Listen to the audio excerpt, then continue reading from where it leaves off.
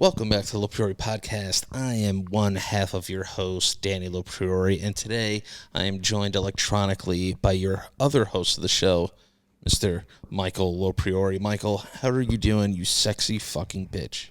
Danny, what is up, you beautiful, sexy son of a cunt? I'm doing great, and it's good to be on here with you again, bro. I love you, and I miss you, and it's sick to be back. It's sick to be back. It's sick to be back. What I was going to say is I could see that you have that gold robe on, which is very hot. Yeah, I'm feeling fucking sexy right now. Feeling absolutely When did you start giving out gold robes, like, for your Twitch? I don't know. It was a long time ago. We were just looking them up, and I was like envisioning just like a fucking group of people who just watch the stream, but like we're all dirty, nasty motherfuckers, and like, but we still consider ourselves like high class and bougie. So it's like kind of breaking down the quintessential, like, you know, like, oh my god, that's dirty, like, how dare you like do that, and we're all just like rich but we're filthy as fuck, like, kind of energy. So That's people started talking about like we need like gold teacups and stuff like that, because I was calling it the tea party, and then I was like, nah, we need like golden robes. And then someone bought me one, and then I was like, how much are these? And then we saw that it was like $20. So I was like, I'm gonna start giving these out. But it adds up, you know what I mean? So I was like, okay, I'm just gonna start doing giveaways. Like, if we reach a certain number, I'll give away like 4 golden robes, because they're like $30 each, and like, it's not a lot, and you would think that it's shit, but this is actually, I've had this for fucking 6 years now. It's mad comfortable. Well, you do Amazon giveaways too. How do you do those? How does that work? I always try to understand how it works. Is it a bracket? Like, you do like 5 things versus 5 things? No, yeah, we do. It's not even a bracket. We just get everybody from the community chooses the weirdest and strangest things on Amazon, and then they submit them, and we just let them go head to head. Like the other night, we had a Santa Claus toy that twerks and sings at the same time, and versus a rabbit that, when you look in the front, it looks like a rabbit statue, but when you look in the back, it's shaped like a dick, so it's a dildo. Fire. So we had like those. So like, let's say those 2 items, they'll come up and they'll start versing each other. But the way that they verse each other is that the chat chooses in a poll which one they think is the funniest or the weirdest. And then when everyone gets to the end, out of like 50 items, the person who submitted that wins the item, and then we give it away to another random person in chat. Have you ever had to like turn down an item because it was too weird? Yeah, I've had to turn down items that are like blatantly just like full on cocks. Like, someone tried to put like an actual like sex like toy the other day, and I was like, dude, I can't do like sex toys, because the rabbit kind of looks. Yeah, I mean, even what I did was TOS, but like, it's kind of, you could still get away with it because it's like, it's a novelty item that goes on your desk. Like, it's not made for like fucking and sucking your body and shit, you know? Damn. Yeah, see, I would only get in on one of those. Is it possible? Like, could I even win one? Yeah. Well, I mean, if you're in the chat at the time, and so the way that we pick a winner is we just do like a random roll, and then it picks someone's name. And like back in the day, it was crazier. Like, someone in my chat won a foxtail, but it's a butt plug. Fire. And it goes in your ass, and it makes you kind of look like a furry or something. I mean, I guess that's I don't know what the goal of that thing is. Have you ever met a furry? No, I've talked to people who are like online, but I've never actually hung out with someone while they were in like their costume or anything like that. Got it. Yeah, see, I've always wondered what that subculture is like. Do they love animals, or do they just love pretending to be an animal? Like, are they like all animal lovers, or they just love humans that dress like animals? Yeah, I don't know. That's the thing. Like, I don't know if they're like vegans. You know what I mean? But yeah. I think they just like, I don't know. Like, I don't want to speak for them, because I'll feel bad if I'm like they're into bestiality and shit. I'll feel like a fucking asshole. But like, at the same time though, I mean, like, I'm not gonna sit here and act like I get it. Like, I fucking don't get it. But I mean, like, no, neither do I. I don't understand what the fuck's going on there. But like, you know, I mean, if they're fucking happy and they're not fucking hurting anybody, I mean, like, that's always been my thing, bro. Like, if people aren't actually like hurting anyone, Because here's the thing, like I don't fuck with I don't fuck with people on any side of anything that are just doing weird shit or like because you and me were bullied as kids for a little bit, you know what I mean? Yeah. So like in my mental, when people are like, well, Mike's like playing it safe or whatever like that, it's really just how I am. Like sometimes I just think about like the crazy names that you and me got called. Like me and Danny got called the N-word, we got called the S-word, we got called all sorts of shit when we were kids. And me and Danny had to like beat people's asses once in a while to like gain respect from motherfuckers. That and me and Danny were making out bitches in 5th grade. So then because then they would hit us up and they'd be like, yo, like how do you get girls? You know what I mean? So it's like in my mind, I just look at it like this. I look at it like, all right, if they're not hurting anybody, because there's also those like weird alpha motherfuckers who are just like, this is like what's ruining society. And it's like, yeah, but are they really though? They go to their own parties. They don't like, you know what I mean? Like they're kind of like, they kind of don't really look like they want anybody else around besides them. Like let them do what they want. I don't see a furry like running for office anytime soon. It's probably possible. But like, no, it could be. It could be at some point. I mean, listen, we do live in a wild world right now. And like so. in the world year 3000, I could see some strange things going on. Oh, for sure. Like I mean, if we probably will have a furry president, honestly, in like the next like 100 years, most 100%. Because I think all the quote unquote status quo normal people, like they're all gonna go extinct at some point. I think. Yeah, like I mean, the world's gonna get more because gay people exercise more than straight people, so they'll probably live longer. Yeah, gay people be taking care of themselves. That's what I'm saying. Like gay people have really good cardio. I mean, what I think of when I think of like every gay guy that I've known has had like. Now, are there gay guys that don't and are sloppy? Yeah, sure, I'm sure there are.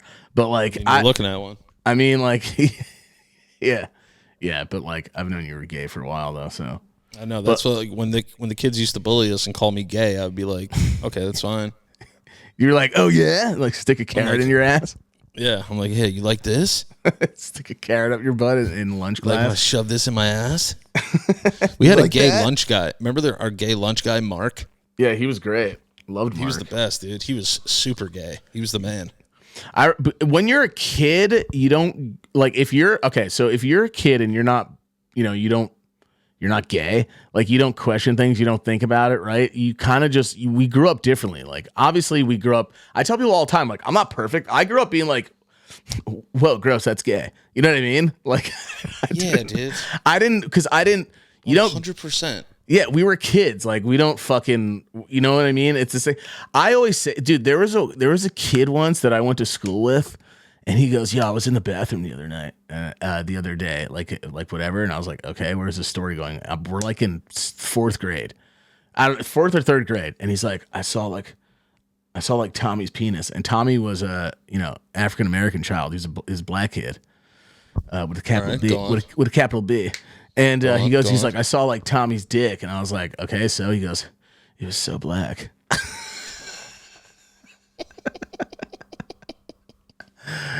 And I'm sitting there like, I mean, yeah, well, he's a black child. It's like some people, like their brains, like they don't, it's so funny. Like when someone has to just be like, oh man, like they're black. It's like, dude, why are you so, you know what I mean? That's how I look at everybody now. But when we were kids, you see that and but like gay is more of a closeted thing. So it's like whenever you saw it, you were like, why is that guy like that? Or why is that guy like this? You don't fucking understand it, really. Yeah, no, I understand. I understand that I don't understand it, if that makes any sense. Right. And then you get older and then you learn about it, or you have relatives, right? Or best friends, or you have friends whose family are. And then you're like, oh shit, I didn't know that. Like, my bad. You know what I mean? Well, yeah, because like if you think about it, our high school was predominantly Jewish. Yeah. I remember one time I was changing in the locker room, and I took my pants off to change, and a couple of Jewish guys. No, it's okay. A couple of Jewish guys looked at my penis and like went, ew. What the hell? They said that to you? Yeah, and I was like, yo, like, what's up? Like, why are you saying that? Like, what's the problem? And they were like, you're not circumcised? And I was like, no. Oh, you were getting oh, damn. Yeah, so I got my. Not only have I been bullied, my penis has been bullied. And I remember I went home and I told mom about it, and I was like, people laughed at my penis. She was just like, why? And I was like, because it's uncircumcised. I was like, why'd you do that to me? She was like, I want you to be like your father. That's what she said. Yeah, she said, I want you to be like your dad. It's funny that you said, but isn't it ironic you said why? Because that's how we felt. We were like, why'd you do this to us? But meanwhile, snipping a child's penis is insane. Yeah, it's wild. I mean, I won't circ my kids probably. I don't know if I'm going to. Until they're 18. I mean, well, here's the thing. Like, I know you had your almost bet going, right? Or whatever the hell that it was at first. Yeah, it was supposed to be a certain number, but thankfully I was off the show by then, off the basement yard. Well, so we had a bet that right. if we reached a certain amount of patrons, I would get an adult circumcision. Right. We're going to do that on this show, too. We're gonna go to patreon.com. If we get to 1,000 patrons, Mike and I will get like... we'll get same time circ. What's that movie where like the Siamese twins, it's like Matt Damon and somebody else? Oh, half something? I forgot what it is. I forgot what the name of the movie is. It's the guy from Sunshine, Little Miss Sunshine, who plays his brother. Greg Kinnear. Yeah. Greg Kinnear, and they're like Siamese twins. We'll go in like fucking Siamese circs and get uncircumcised together. Yeah, we'll just like hold hands while it happens. Or we could just trade foreskin. Like, wait, you could take mine, I could take yours. Wait, like face off, but circ off? Yes. I want to take his theaters now. I want to take his foreskin off, and put it onto mine. Wait. That'd be awesome. Wait, do you have to be put under to get your circed on? Probably not now. I don't think you have to, right? In the day. Yeah, but they had but they also had a moil who would like do a bris. If the kid's pee-pee, that would do a bris, and if the kid's like pee-pee was bleeding, he would like lick it off. Ew! What the fuck is what? That's apparently part of the culture. It's apparently part of the culture. You can look it up. Is this like the Hasidics, or is this everybody? That's like I think it might just be everybody. Like the rabbi, like if it's bleeding, like stops it with his mouth. I think that's the truth. We should probably look it up. Right. For a fact, it's true. I'm gonna look it up just to protect ourselves. We're in very sensitive times right now. yeah. And I remember you always gave me a great trivia question that the thing that they circumcise people with is called the Guggen clamp. Yeah. No, it's called it's called the Morgan something, I think. It's called it's like the Morgan clamps. That's why I was saying like I thought it was called a Guggen clamp or a Moigan clamp. Yeah, it's like look it up after you find. I think we should find out first if the the blood thing definitely happened, right? Okay. All right. So this is called Metzitza Bipa. Okay. Damn. Direct oral suctioning. This is on New York Health. This is on nyc.gov. That should be our death metal band name if we make one. Yeah. Direct oral suctioning. All right, so here's what it's called. I said what it was called. Here's what it means. When a baby is circumcised, some ritual Jewish circumcisers, a moilin, do a practice called metzitza bipa. Metzitza bipa is when the moil uses their mouth to suck the blood away from the baby's circumcision wound as part of the circumcision ritual. After metzitza bipa, some babies can get an infection.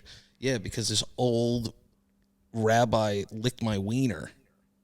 Oh, I want some guy taking a metzitza. What is it, mabitza? Yeah, dude. If any guy put their mouth on my kid's dong in front of me, I would lose my fucking mind. Yeah, I'd punch him in his face.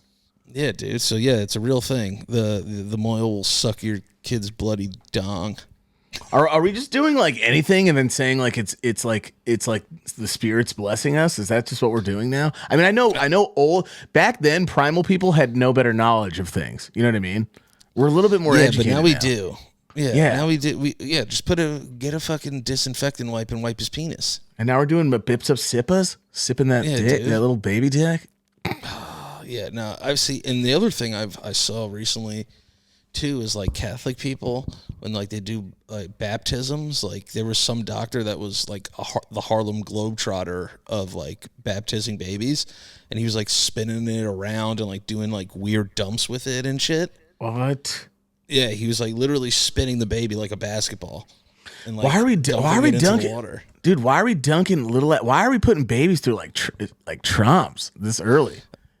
No, you shouldn't be shaking a baby, especially like a fucking Harlem Globetrotter basketball. Did you see there was that priest of that guy, the baby won't stop crying, and he slaps the shit out of the baby in front of its parents? Yeah. And then the dad finally grabs the baby. I'm like, bro, why are you not punching that guy in the face? It's just so weird. Like, dude, what would you do if a priest slapped the shit out of a baby in front of you? You lose your mind. My mind. I'd baptize him till he stopped. Breathing. Yeah, I would baptize him. Yeah. It's crazy. I think I'm getting this. It's a wild thing.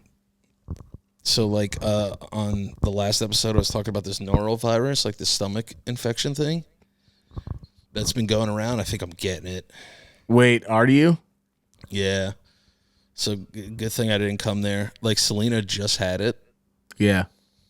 And I was, like, right next to her. And, like, there's been a couple of times in this episode where I thought I was going to vomit. Damn, really? What the hell? Yeah, they were like, yeah. Like, if you heard me going, like I'm like, oh, I might puke. Or I might shit myself. I'm not sure. So, what is it? Can you just say what it is again to make it clear for everyone? Like, what is it that you're going through? So it's called the neurovirus, and apparently it's like sweeping the Northeast, which obviously we live in the Northeast. Yeah. So the most common symptoms are diarrhea, vomiting, nausea, stomach pain.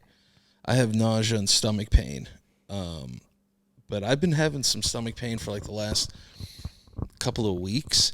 But I went and got a CT scan of my stomach and found out I have a hernia. And I have this thing called diverticulosis, which is like air pockets on your intestines. Did they say you had that when you got the thing shoved up your ass? Yeah, diverticuli. That's what Brock Lesnar had. Well, he had diverticulitis. That's if my diverticulosis gets infected. Oh, so yours is not. Okay, got it. Okay. Yeah, so mine isn't infected. But, yeah, so it says diarrhea, which I have, vomiting, which I feel like I could do, and nausea and stomach pain. So yeah, I feel like you're sick a lot. I think it's just because I'm around a lot of people, bro. Like, you know? Like, yeah, but I know other people that are around people so much, like, for a living, like, it's their job, like T-Pain. Like, I feel like he's always, you know what I mean? I feel like that guy's never sick. It's probably he's built up an immunity. Yeah. But my wife just had it, and it's highly contagious. Maybe you need to like start sucking the blood of fucking babies' wieners when you baptize them. Maybe you'll be like young forever or something. That's probably why they do it. Like adds like 5 years to their life. It's probably like still stem cells in their foreskin or something. Dude, that's like a thing too. Apparently, like celebrities would collect baby foreskin and then make it lotion and put it on their face. Like that's like a real thing. Well, that's normal. Well, where else are you like? Where do you like? You know what I mean? Like, I guess you could just dump out. Where do you draw the line? Where do you draw the line on childhood penis? You know what I'm saying? Like, leave it alone. Right away. There shouldn't be a line. There shouldn't be a single line. I'm going to be there shouldn't be one line that's crossed when it comes to child wiener. No. All wiener stuff should just be out. Unless you're the parents cleaning that thing. You know what I mean? Yeah. But like, imagine a guy's like, okay, one more thing. Like on your baby, you're just like, oh, dude, what the fuck? Punch that fucking Hasidic bastard in the face, or whoever it is. Listen, whoever guys, it is. Sorry, guys. I know we've all had a lot of Manischewitz, but did they not just suck your son's dick? Yeah, that is not, in my opinion, that's not mensch. No, that's not. No. That's not kosher to me. Again, I know that we know not all Jewish religious like people do that, but like the people who do that though, I mean, like you don't like. Do you want them having your title at all? Period. I would kick them out. I don't care how old of a ceremony that dude. Religion makes anything ceremonious. Is that the word? Is that a word? Yeah, you're doing great, dude. Hang in there. So like fucking what the fuck? I don't know what. There's other shit that other religions do that are just like even some of the places that they have to be the same background, or you force like what is it like a prepared marriage. What is that shit called? Like a organized arranged marriage. Yeah, arranged marriage. Like I don't know if that's all, but even that then too, it's just like, what if that person's like a full on les? You know what I mean? Like it's crazy. Like people that are born that way, they can't say anything or they'll get fucked. Full on les is hilarious. What if that person's full on les? No, it's true, man. The thing is kind of scary, bro. Like, we're so sheltered, like, just as, like, two American men. Yeah, when it comes to, like, stuff that is so normal in other, like, parts of the world. Yeah. That just blow our minds. But nothing will ever be able to get me off of this mitzvah bippe, or whatever it's called, about a rabbi licking my kid's bloody wiener. Yeah. Like, thank you. Like again, everyone has their own cultures and they're used to it and it's different. And I realize some people stay old school, but like there are people who I know who have been in arranged marriages who like they're afraid to talk about how they don't like the dude that was set for them and shit. Well, remember? Oh yeah, for sure. You know what I mean? Remember? There was a To Catch a Predator episode where they actually caught a rabbi. Yeah. Yep. Right? Do you remember that? And like the cameras come out and he like stands up and like tries to like go at Chris Hansen. Yeah, what the fuck? You can't do this to me. You can't do this to me. I was like, oh man, this dude was probably moiling it up, dude. Yeah. If I'm Chris Hansen in that moment, I go, you did it to yourself. You did. I mean, they do though. Like, oh my God, man. I just don't. Bro, I cannot stop. I cannot stop watching child pred videos. Bro, even if you're a pred, don't you see these other videos and what happens to these guys and not want to go get help? You know what I mean? Like, go get help, bro. Yeah, like, fix your life. Don't you see that and go, okay, you know what? Maybe I should stop being a fucking full-on pred. I think, yeah. I think when it comes to like pred stuff, like that's the one thing. Like I'm a huge mental health advocate, obviously, but like when it comes to like that stuff, it's really hard for me to be like, well, they're sick. I'm like, yeah, goddamn right they are. Yeah, this guy's walking around trying to have sex with some kid, dude. Yeah, cut it out. Yeah, and someone will be like, I don't know if this is necessary. I'm like, I don't know. I think it is all necessary. I think the more you do it, the more you'll scare people out of being fucking like. I would imagine there's got to be at least one guy that goes, you know what? I think I'm done being a pred because like that was wild to see. Yeah, I would hope so. Some guys they catch like 3 times. Dude, there was a guy at our. I think we talked about. There was a guy at our school that got caught. Yes, there was a guy. There was a couple of people. The music at teacher our school guy. that got. Yeah, he just died recently. Did he? Yeah. Good. Went to Pred Hev. Sorry. Isn't that just hell? Yeah, that's hell. Pred Hev. Send him the Pred Hev, dude. I mean, you're going to Pred Hev, brother. Here's the thing. Like, it's just like, no, there's nothing. There's nothing there I can think of. Like, there's no way you could even go primitively in your brain as like a caveman and go, oh, like I need anything. Like, no. It's just like it makes no sense at all. It's crazy. Like, how do you see videos of guys getting fucking absolutely shamed? Some of them killing themselves, and you're still like fucking want to be a Pred Jones? Yeah, dude. I don't even know. Like, what do they? Because the thing is, they'll be like, "Well, like I'm really anxious." I'm like, "Yeah, but now you're making like all anxious people out to be preds, dude. We're not preds." Yeah, and we're not in the fucking 70s anymore, bro. There's technology and fucking traces left everywhere. I'm not saying that that's a better. I'm just saying like there's all sorts of shit that could catch you, and you know it's illegal. You're going to weird ass random sites, and you're doing it secretively, and you lie when you get asked, so you know it's wrong. I know that's the hardest part. They'll be like, so like you like probably sent her pictures of your penis, or like never did that. It's like, well, I have the pictures right here of your penis. See, that's what I'm saying. It's like they know it's bad because they hide it. So those are the guys that I don't give a fuck. Like, don't tell me, oh, they're sick, like they need help. Like, no. Even when they cry and they're like, I need help, that's bullshit too. Yeah, honestly, dude, I would be more on that. Okay, yeah, they're not sick. If the guy was like, yeah, I love kids, you know what I mean? Like, then I'd be like, okay, this guy is fucked. Like he's open about it. He's mad weird. He needs to like be put in like an institution or something. But like these guys know, or they run. You know what I mean? Like so. Yes. So we like, that's the thing. It's like, you know that it's fucked, and whatever part of your brain that's in that, dude, I've had, you know what I mean? I'm like, it's like, I don't know. I'm trying to think of like things that I don't like. Are you like, I'm just gonna, can I ask you? I'm just gonna ask you. Are you like do you like it like putting stuff in like the tush? Not yours, but like, do you like, are you an anus guy ever in your life? No, it's never been something that has like enticed me into the like where it became like that kid from like World's Greatest Dad. Yeah. You know, like how that kid was just a freak. He was like asphyxiation.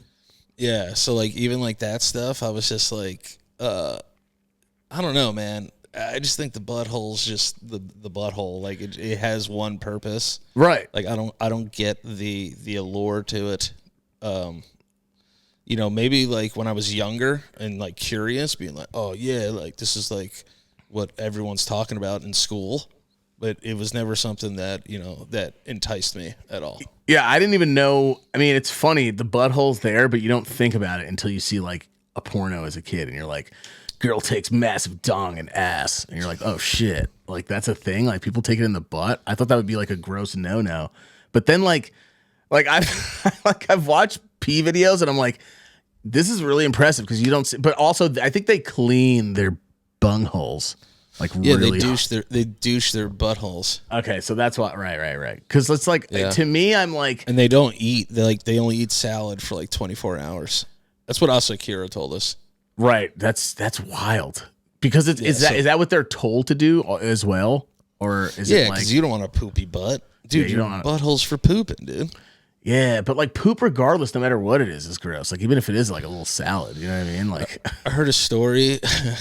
I heard a story one time where a guy like did butt stuff with a girl. Yeah. And like his penis was burning. Right. Okay. And so he went to a doctor, obviously, to be like, yo, what's up with my Bernie wiener? And they were like, let's figure it out. And they did like all the tests for it, and he came back negative for everything. He's like, why is my penis burning? And it turned out that he had a jalapeno seed inside of his pee hole. Oh my God. And it was from A. Oh shit. Dude, as you were saying that, I was putting that together like a fucking Ocean's 11 movie. like when they tell you everything that went down, you're like, whoa. How'd you get in the safe? Then like a little Asian man was in like a box. Yeah, hiding the whole time. Let me ask you a question, just on the thing of food. What's your least favorite vegetable? Oh, my least favorite vegetable has got to be probably eggplant, which I know everyone's like, oh damn, you're Italian, you don't like eggplant, but I just do. It looks weird. Like, makes my mouth feel weird. I mean, I love eggplant, but I think I might have a slight allergy to it because it makes the roof of my mouth like itchy, and then I'm like scratching it. You know that weird. You're like, like a dog with peanut butter. Yeah. So, I mean, I don't know. It just looks weird. The texture's fucking weird, and it just looks like a plant. It just looks like a fucking weird ass fucking. I don't know, man. It scares me almost. I think I have like a random phobia, or fucking not like a full on, but like Maury status. But like, I don't know. If I saw like 10 in a basket, I might start being like, I can't handle this. Like, yeah, no, you definitely can't handle 10 of those. Probably eggplant. Yeah. What about you? Like, what vegetable just gets you going? Fuck this shit. I hate it. It's not that I hate it. It just weirds me out, color wise. Is cauliflower. Yeah, it is weird though. It's weird because it's just like white broccoli. Like that. Is that like what it is? Yeah, it's like albino broccoli, I think. That's what I'm saying. It's like a genetic dog. It's like the labradoodle of fucking vegetables. But it's like thicker on top though. Like the whatever the shit. Isn't it called something when you just have the top of it? Whatever that is. The top of it is like more. Like broccoli, it seems like you could kind of like get through it a little bit. You know what I mean? A fucking cauliflower is like it's all crowded. It's like a lot. It's like it looks more like it's very packed. It's like a really condensed cloud. Yeah, it's very condensed. So it's like it looks weird. And it's always looked weird to me too. But now that you know, seasoning has like tofu's fucking, I think, the weirdest thing ever. But like if it's seasoned right, I'll fucking slop some tofu. Yeah, no, dude. Listen, I'll eat cauliflower. It just weirds me out the way it looks. It looks like a white Yeah, it's weird. Like a white, like a dog poopy that's been out for a long time and it turns white. Yeah, It kind of looks like that. Yeah, So it's it weirds weird. me out. What is have you ever had anything like cauliflower tacos? Or I've wait, had cauliflower pizza. by the way, apparently it's pronounced cauliflower. Yeah, whatever. We say cauli though. I say cauliflower pizza I've had, and it sucked ass. Yeah, that sounds terrible. It was not good. That just doesn't sound. That's a party pooping topping right there. That doesn't sound like it's very, very fun. Do you remember that video when that guy is eating pizza, like vegan pizza, and then he finds out that there's like cheese in the sauce? Yeah, and he like calls the place. And he just fucking throws his fucking pizza across the room, bro. Loses it. He goes, "Hi, yeah, I just got a pizza from you guys," because his mom got him the pizza, trying to be very like supportive. Supportive and stuff. And like he's eating the pizza and he's just like trying the sauce, and he's like, there's like a thing in the sauce, like the texture's weird, and it like the way it breaks up. Takes it out of his mouth. Right. And and vegans know what's in what, mostly for most like Italians, like stuff, like they do their research, you know what I mean? It's their lives. And he's just like what is that? And then he calls the place and they're like, do you guys have cheese in your sauce by any chance? Like, is there any sort of cheese or anything? And she's like, nah, at first. And he goes, no, I know, but like, is there like a cheese in the sauce? Can you just check for me? And then like, you don't hear the girl, you just hear like, and he just goes, there is. And fucking slams his fucking phone across the room and loses his mind. And like, I'm sorry, we're not vegans, so we don't get it, and I think it's hilarious. Seeing anyone rage is hilarious to me. I don't give a fuck what it is. The other video that comes close to that video is when that guy has that like adoptive cat. Yeah, it's like a shelter cat. Yeah. He's like, this is so and so. Like, she's really nice, a really docile cat, and the cat just goes, yeah, and fucking it latches onto his pants. Dude, it tries killing it. Yeah, and he slams its fucking head into, like, you know that scene where Austin Powers is getting bit on his dick by a mini-me, and he slams his head in that pole mad times? That's what he does to the cat. And the cat tries, like, killing him, though.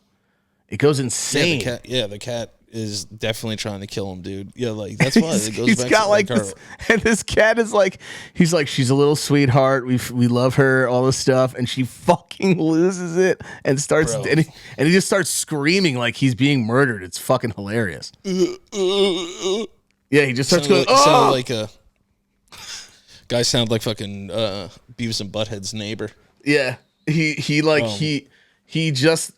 like presenting this cat as like it's the sweetest cat ever, and the cat latches on, like grabs him by the hips and sinks its nails into his skin. It's fucking hilarious, though. Check that out. Check out cat flips out on like gamer guy owner or something. Yeah. It's like, he's like works with animals, like in an animal shelter. Yeah. And he was just like trying to get this cat a home, and he just went fucking crazy. And he goes into survival mode, so he just slams it against the chair mad times. He just like slams slap it off. It's always like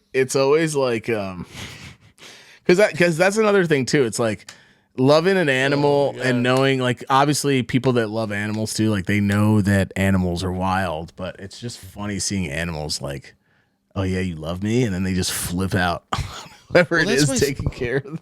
That's my thing about animals. Like, humans claim to know so much about animals. Like, we don't know shit about animals, dude. Like, we try to act like, like, does my dog love me? Maybe. Yeah, maybe it does. But I guarantee you, if I didn't feed him for a while, he wouldn't hang out with me as much. No. Does your dog really love you if it shits all over your stuff after you've told it numerous times no? Oh, my God, dude. Fucking this dog, Tony, man. I love him so much. So Selena bought like these brand new blinds, drapes for our bedroom, and they're really nice, thick, cut out the sun, awesome. The second day we have them, Tony jumps off the bed going after Silvio, knocks it down, gets tangled up in it. He's like moving around. He ends up scratching a hole in one of them. We had them for like 2 days. And I told Selena, I was like, just so you know, like, the dog ruined your like drapes, and she like didn't even want to like talk to me. It was like my fault. Yeah. She was like, I just don't understand how he can knock it down. I was like, 'cause he's a moron. Yeah, The dog is he's the smartest, dumbest dog I've ever had. Some dogs have that Beethoven syndrome where they just want to fucking destroy everything too, though. Like some dogs are very good. Like Boo's a great dog. Like he's dumb in the sense that he just wants to play and he'll jump on you and stuff. But like he doesn't really. I mean, he did in the beginning, but like that dog's at the point now where he goes outside. You know what I mean? Like, but he doesn't like rip shit apart or doing. Yeah, Silvio's like that too. Silvio just like when I was watching them. Like Tony's just like a little like a just a I don't know, maybe he knows that he's like such a handsome dog he can just fucking get away with fucking murder sometimes. Oh, dude, it's the worst. Silvio though today had diarrhea, and I left the bedroom for a little bit. I went downstairs and got packages, and I came back, and Selena was in bed, and the dogs were in there, and I was like, oh my god, Selena like shit herself or something. Like as I was going in, I was like, yo, what's that fucking smell, dude? Yeah. And she was like, Silvio's been farting for like the last 10 minutes. Oh god. When I tell you that it smelled like I walked into like imagine an old refrigerator full of old eggs. Yes.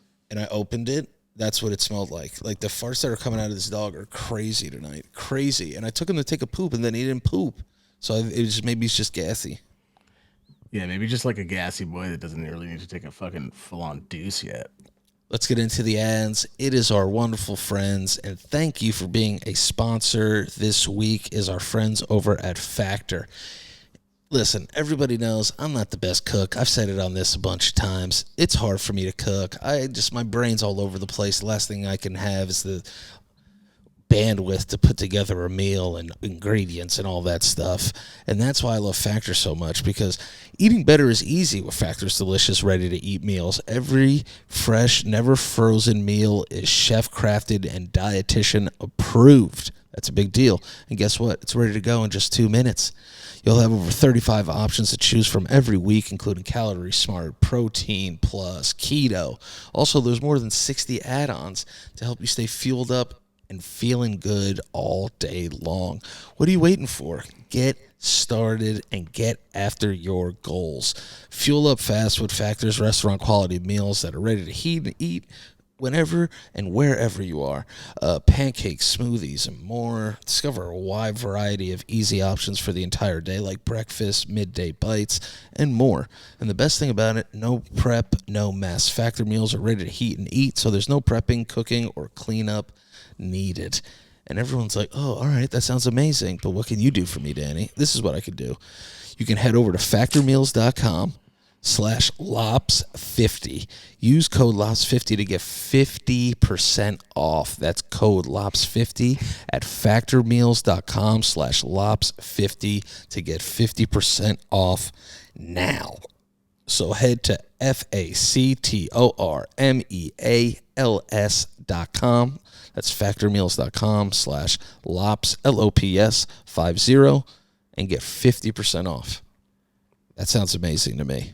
And thank you for being a friend of the show, Factor, and we're looking forward to all of you guys telling us about your Factor meals. Well, let's get back to the show. So, Mike, I want to stay on the realm of least favorite foods. What's your least favorite meat? Probably like lamb. I think lamb sucks. Wow. All of our Greek listeners are going to be really upset at you. Yeah, I fucking hate. I don't give a fuck. Hate me. I fucking hate lamb. It sucks ass. Do you do you like gyros?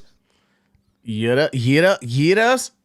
Do you like gyros? I love Greek food. I just don't like lamb. I think lamb is like, it depends on how it's made too, I guess. Like I don't like how about this? I don't like lamb chop. Okay. Lamb chop is like, it's gamey, and I don't know. Obviously, there's probably someone out there that can make it bomb. I've never liked the taste of it. I don't know. It's like too meaty for me. Okay. No, that makes sense. See, I've never really thought about my least favorite meat. If I had to pick my least favorite meat, I would probably have to say turkey. Turkey is sucks, dude. Yeah, it's boring. It's fucking dry. Obviously, it's the healthiest option, but it's just like it's the healthiest option for a reason. Like fucking turkey bacon is fucking ass. It's like eating it's honestly eating just like fried like paper towels. Yeah, it's like if nasty. It's like if I put a bunch of salt and syrup on a piece of loose leaf and fried it and ate it. Yeah, it's so, I mean, like the flavor's there, I guess, depending on the brand that you get for it, but like turkey bacon fucking sucks. Like, I don't know, like there are times where I go, you know what, it's food because you want to be healthy and stuff, but like, yeah, it's just, dude, there's nothing hits like real bacon. Nothing hits like real bacon. Do you like your bacon crispy as fuck or like a little slabby and gross? A little flappy if it's on a sandwich, I want it a little less burnt, but if it's just going on a plate, crisp it up. I want it crispy. Yeah, dude, you need to crisp it up, dude. Oh, dude, you gotta get crispy. If my bacon isn't crisp and glove, I don't want that shit. Nah, dude, I need that fucking crisp and wadded. Yeah, do you like bacon bits and like clam chowder? Or not? Hell yeah, dude. I love fucking burnt to the crisp bacon bits fucking splatter all over my chow. Oh, fucking chowder real quick, bro. Chowder. Love chowder. Can you say anything nice about Boston? I love Boston, dude. Boston's cool, right?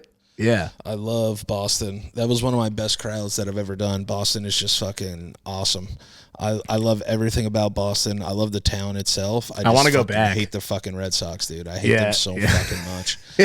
Like it's just so crazy. Like the older I get, like the least about like rivalries I really care about because like I'm 35. Like I'm gonna be like upset because somebody's an Eagles fan. Like I don't give a shit. Right. You get older. You're kind. I mean, I don't know. I feel hate like the fucking Cowboys. I hate the Eagles. I hate the Cowboys. But like, my brother-in-law is a Cowboys fan, and like the worst banter we'll have back and forth is like, "Oh, you haven't won a Super Bowl since 1995." Right. Like, I don't want to like crack his teeth open. Yeah. 100%. Like people definitely. Boston Red Sox fans though, I don't know what it is. It's just something different.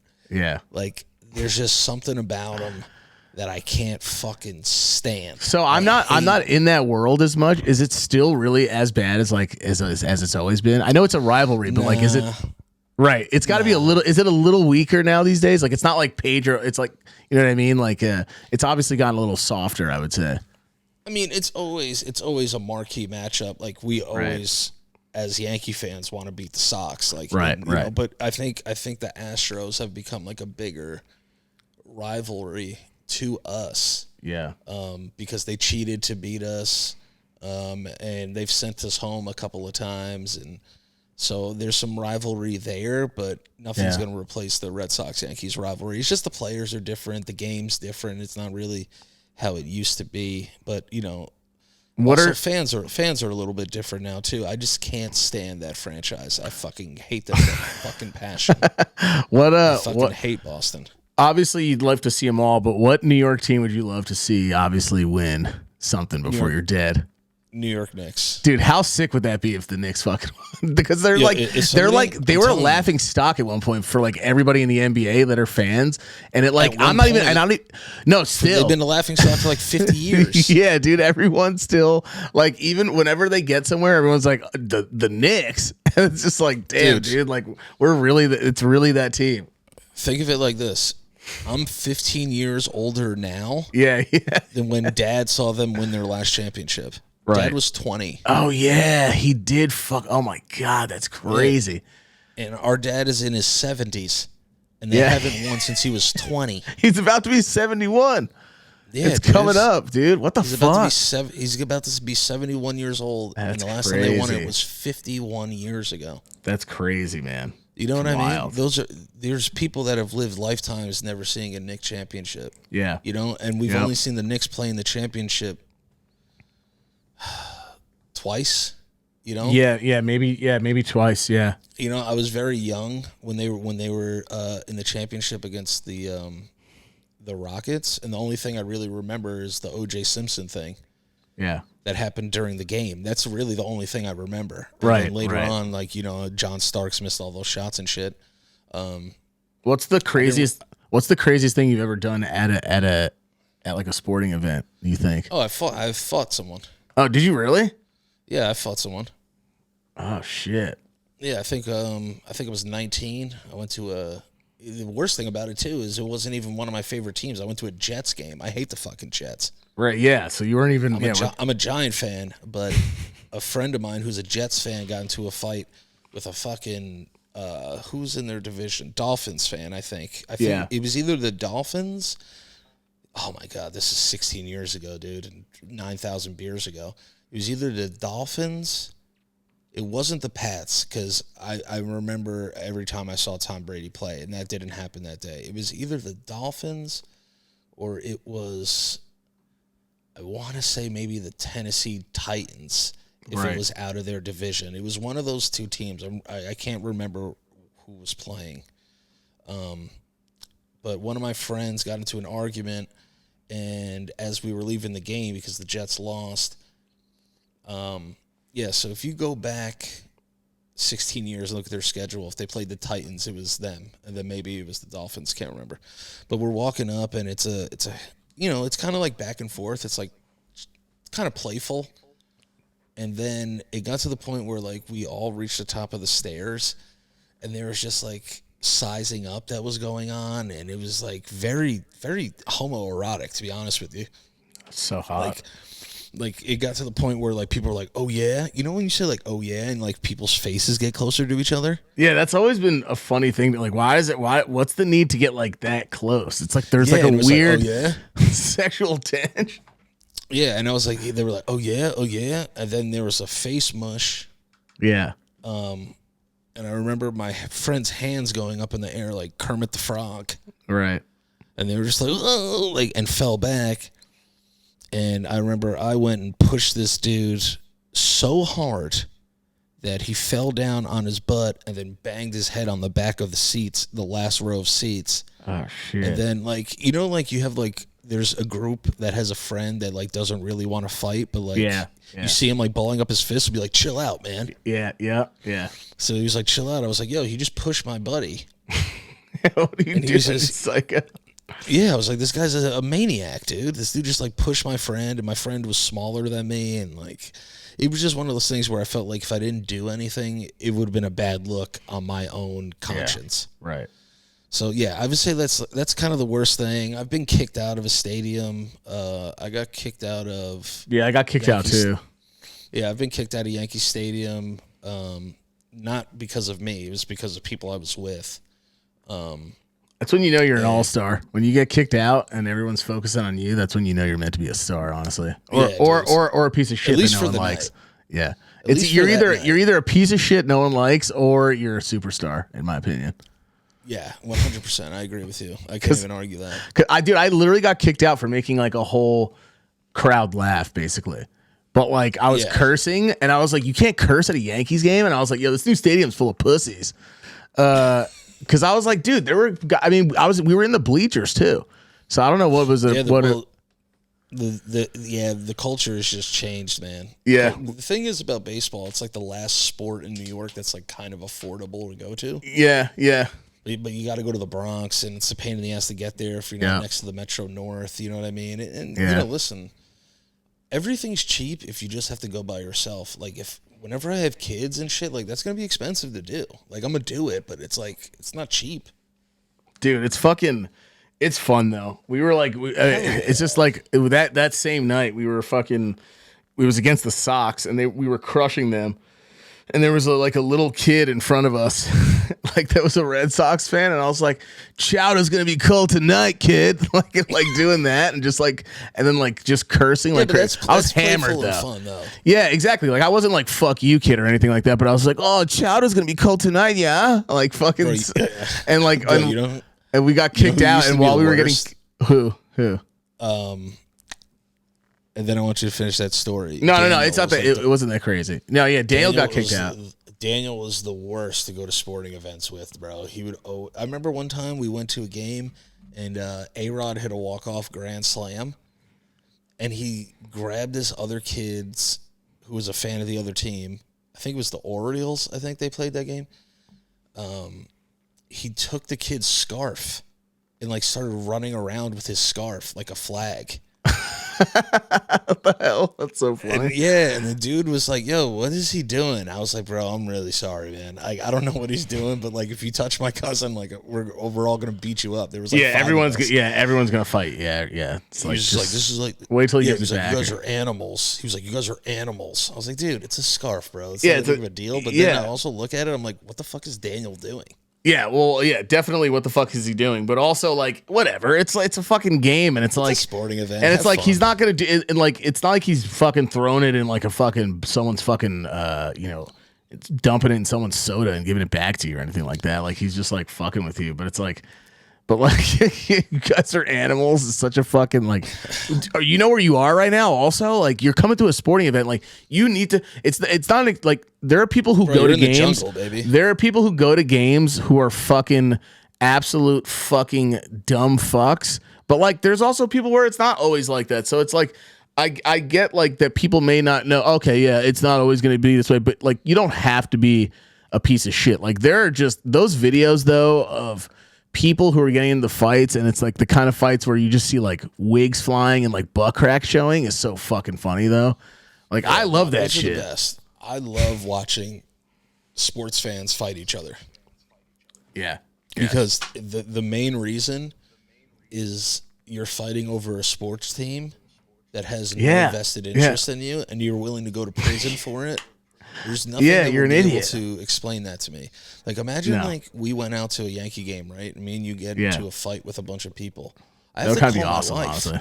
Yeah, I know. It would be to us, but I have to call my wife and say, "Hey, what's up? I went to the Yankees game, and I got beat up, and I beat a guy up. Me and Michael got into a fight, and now you have to come bail me out of jail because I'm in prison." And then she's gonna go, "Why are you in prison?" I'm gonna go, "Oh, because the guy liked the Blue Jays."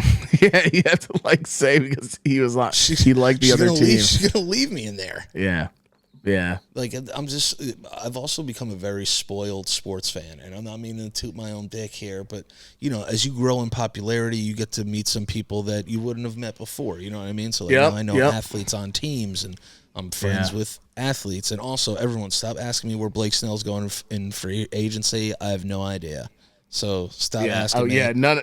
None of us know. All we know is that Blake Snell's got money, and he was kind enough to come into my chat and give me like $600 for no fucking reason. Because he's the fucking and he man, just goes, okay? and he just goes, let's get this shit going in the chat. That's all he said. And that and like, let's play RuneScape, dude. That's my dog. Yeah, dude. Blake Snell. Snell is. I know Snell because of Danny, and like me and Snell talk like a little bit every once in a while. Yeah.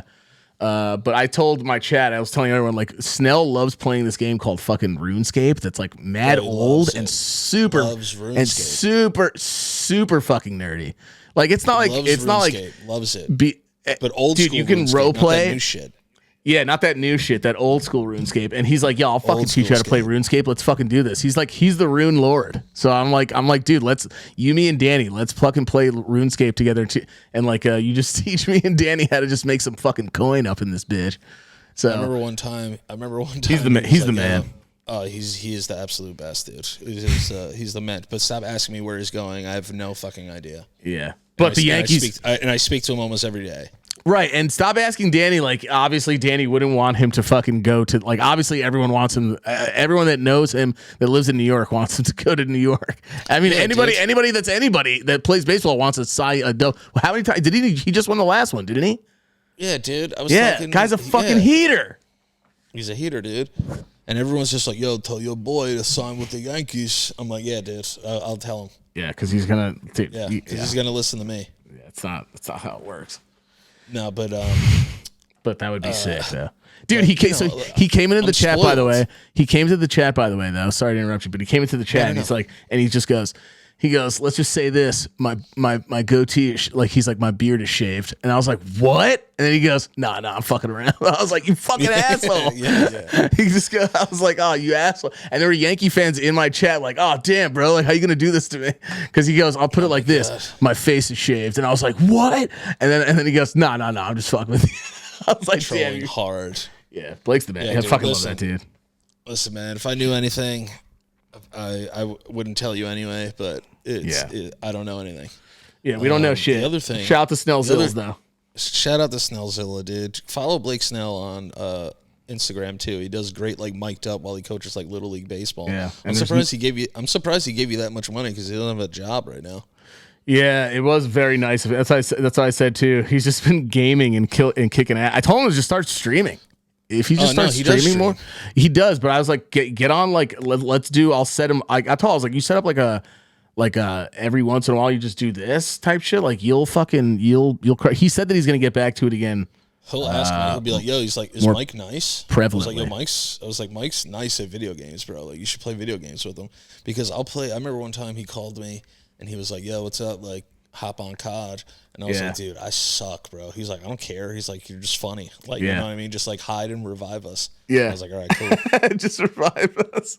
Dude, I hop in. Yeah, he was like, "Yo, just like I'll drop cash for you and buy self revives and you're good."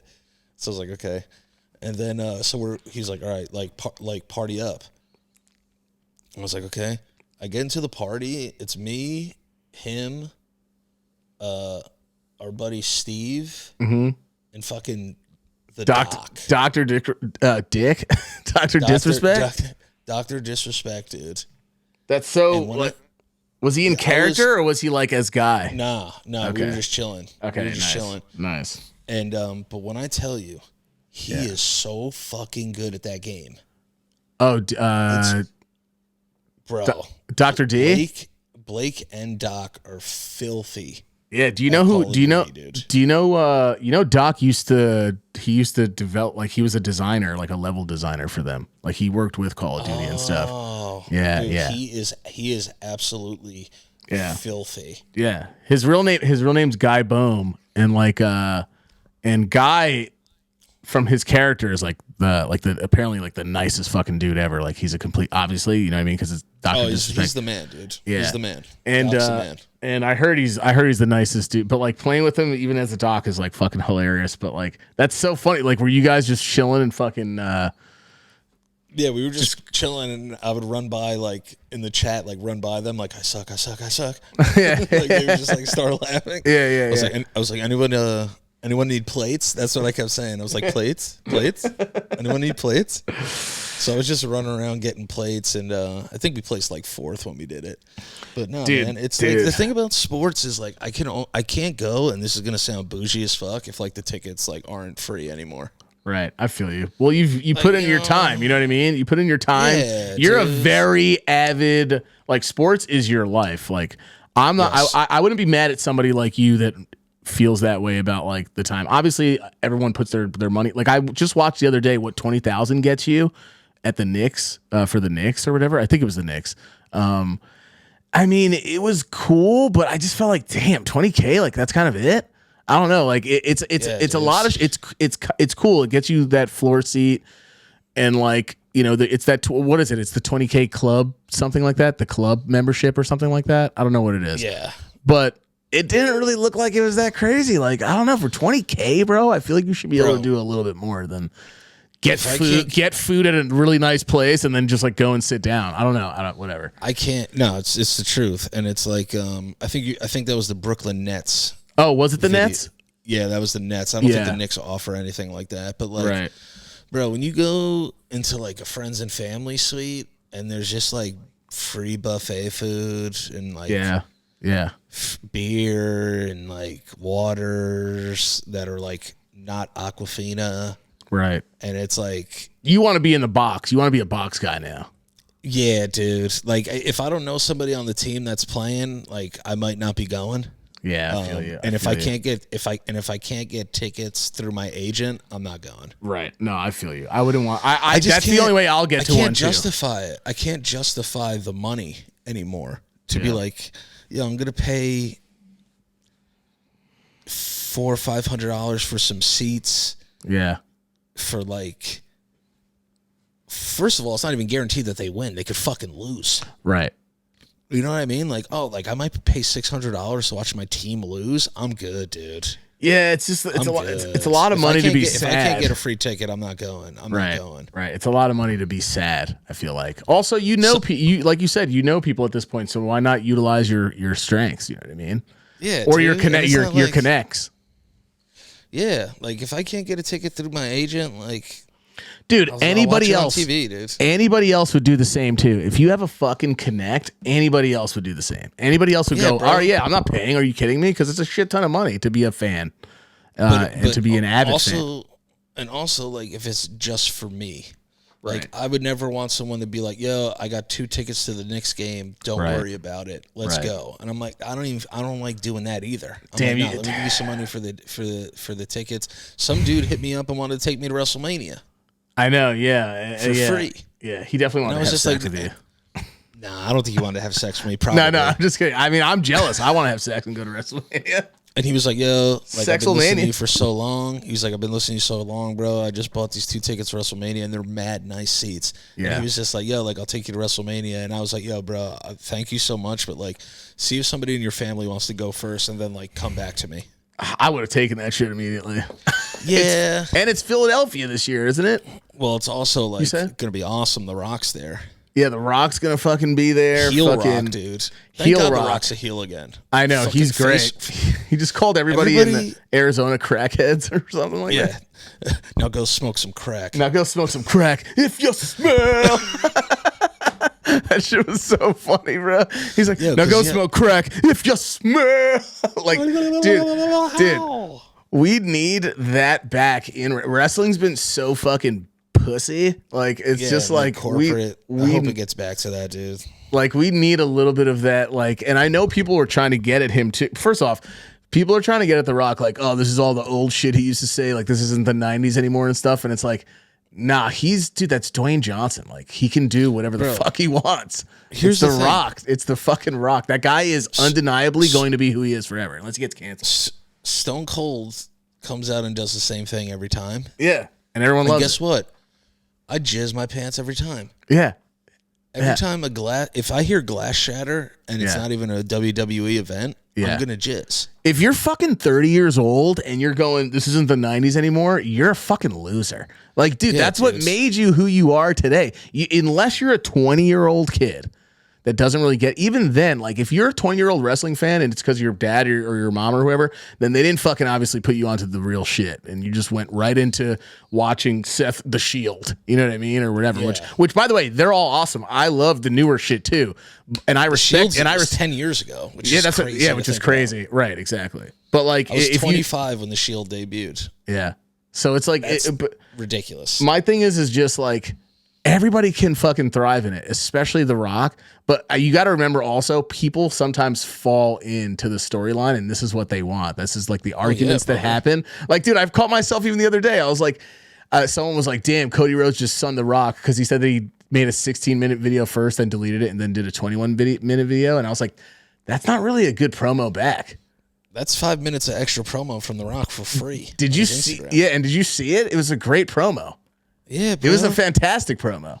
Bro, heel Rock is so much better than face Rock. Like, people like love face Rock and shit. Yeah. But heel Rock was my favorite because heel Rock's the best. Yeah, dude. Heel Rock's the best, dude. He's such a piece of shit. Bro, he's an asshole. He was calling people like fat crackheads. And I was like, yo, what is going on right now? I feel like I'm watching like 92 seconds. Now go and smoke your crack if you smell. That shit was fire. It popped me. Yeah, dude. It popped me. Dude. Yeah, dude. It's like, and also, bro, as soon as he did it, as like, so me and Danny used to fucking be like, I mean, we still watch here and there, but me and Danny used to be obsessed as kids, and like, seeing when he came out with the vest, I knew exactly what he was doing. I was like, oh my God. I was like, then he did the next shirt afterwards. I was like, bro, $500 shirt Rock. It was the best Rock. Oh, it was the best Rock, and the douchiest. And he's like he's a fuckboy, but he's hilarious. It's like the fuckboy that you just love being like, because he's just an ignorant asshole. But like, he comes out right, and they were doing the Rocky chant, and it made me flash back to when he was tired of people's shit back in the day, and Rocky sucks. Rocky died. guy. Right, because people don't know, like a lot of people that don't know the history behind The Rock. Like his dad was a famous wrestler who he looked up to, and then he got in it, and then everyone was just like, oh, like whatever, and then he got tired of people saying that he sucks, and he flipped the script and he became a heel, and then everyone started loving him. Yeah, dude, calling people pieces of trash. Yeah, one of my favorite Rock moments ever is when he threw Stone Cold Steve Austin off of the bridge. Yeah, and threw his belt into the thing. Yeah, and he does the promo first. It's like him on the Titantron, like at the bridge with the Smoking Skull belt, and he's gonna throw it into the water. So like Stone Cold drives up to like get his belt back, right? And The Rock's like cutting a promo, and then he just stops cutting the promo and just goes, "Well, The Rock smells trash."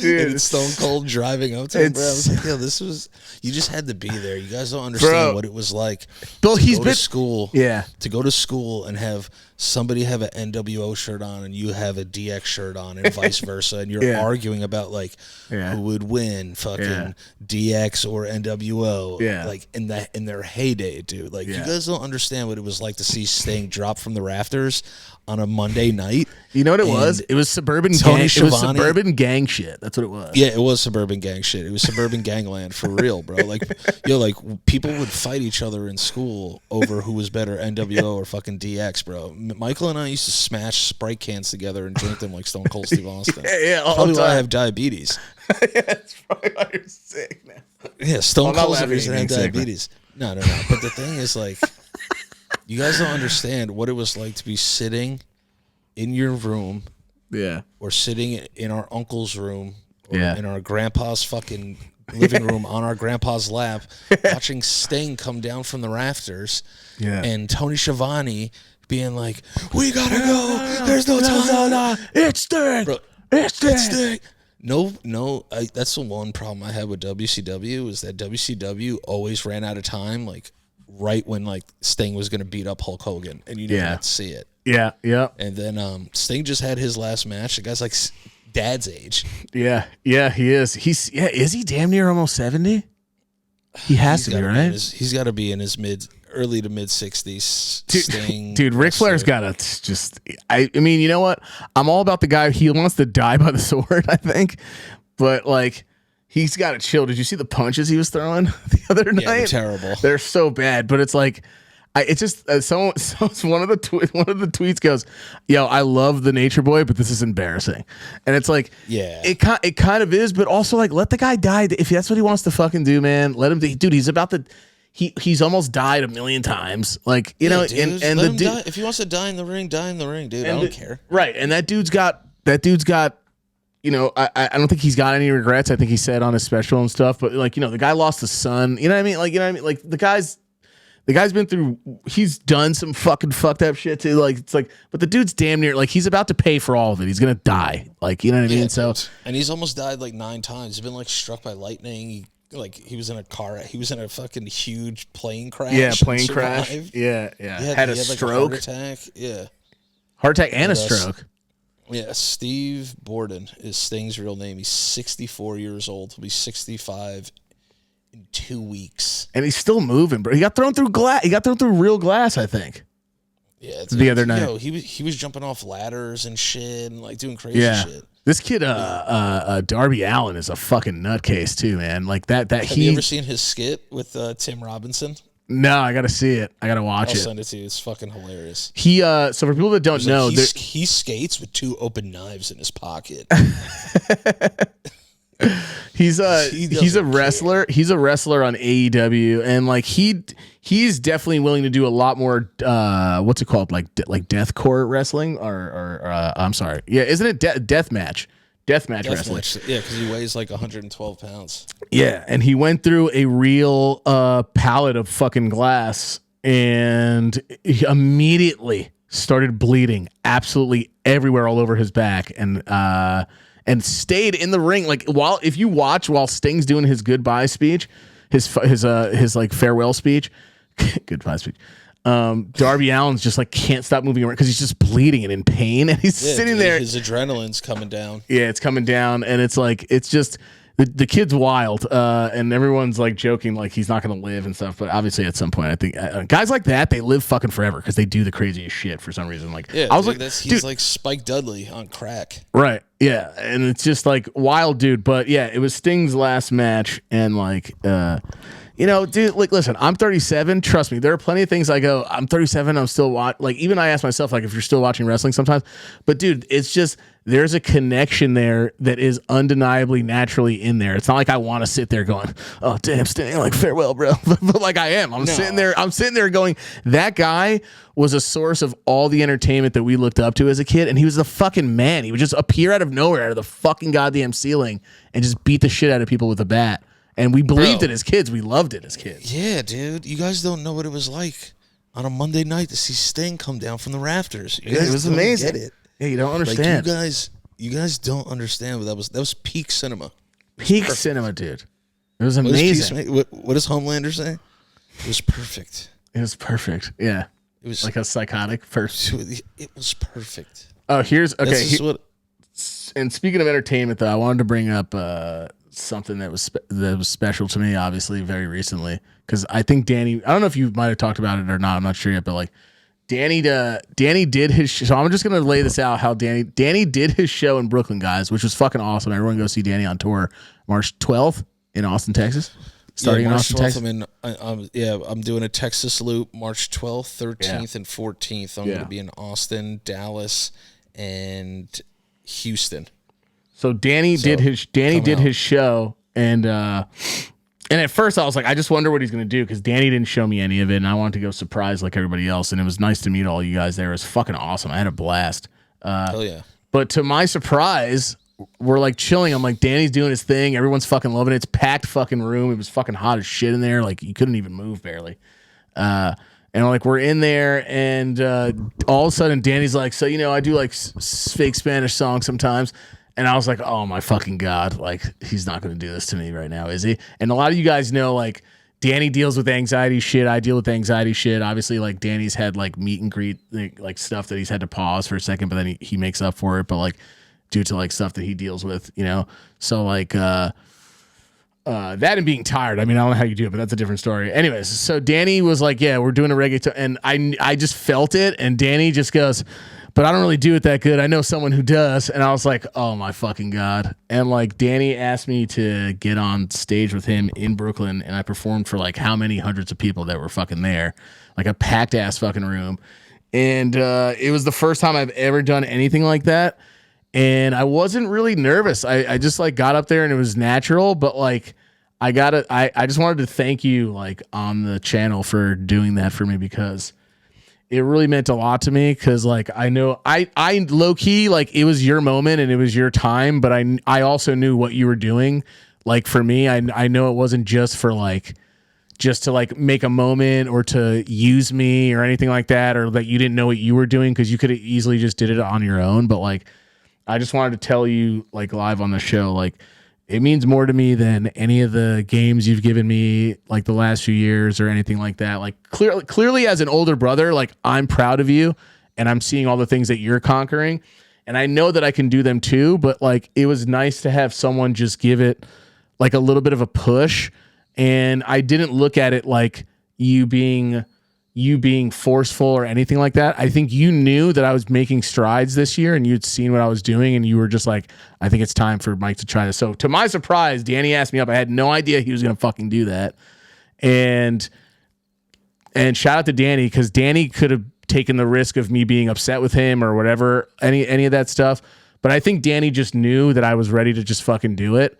And Danny really pushed me to get up there. And I gotta say, bro, like I mean, obviously I'm knocking on wood. I don't want to die anytime soon, but I can die happy knowing like my favorite moment was fucking like my favorite part of it was Danny took the mic and started rapping himself, and then gets closer to me, and he just goes like, and then he put the mic to my mouth, and I went, I say fria.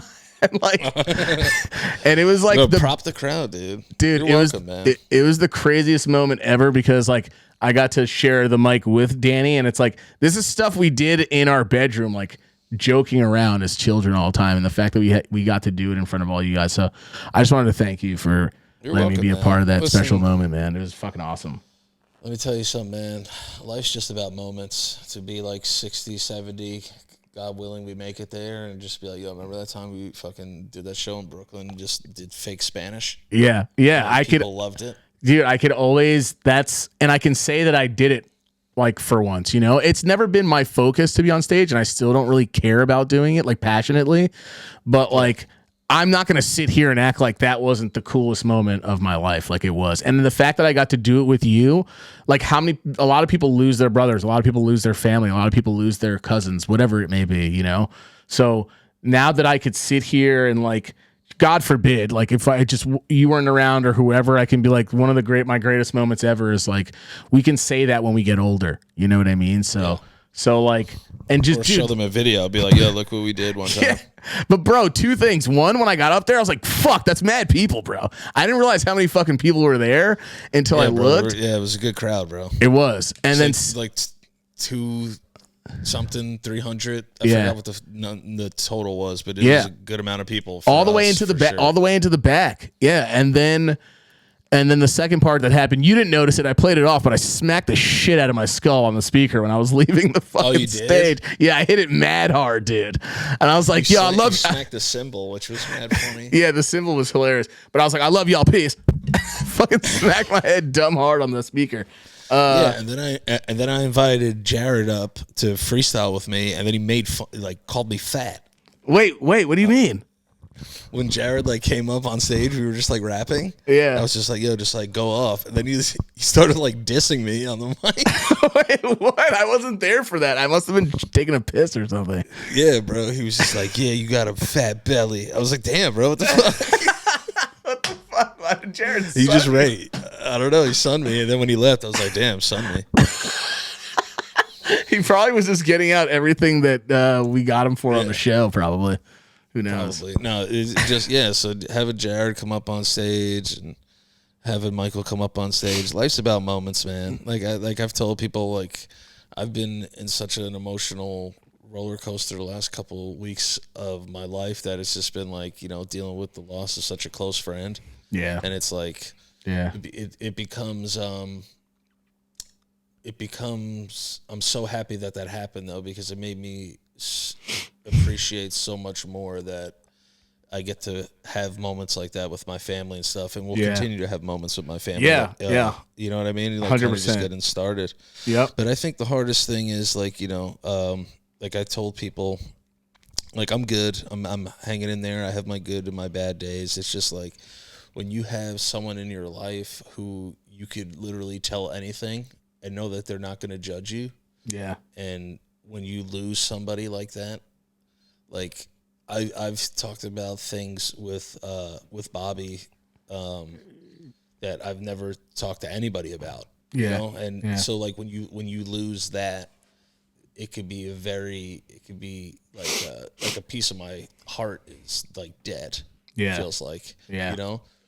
But his dad texted me yesterday. I got to talk with his dad a little bit. I talked to his mom. So it's just everyone's staying in correspondence. So I just wanted to thank everybody too for reaching out and being understanding and being cool about it. You know what I mean? It's because it's not like you lost somebody that you were acquaintances with. Nah, this B was someone that you boy. had. Yeah.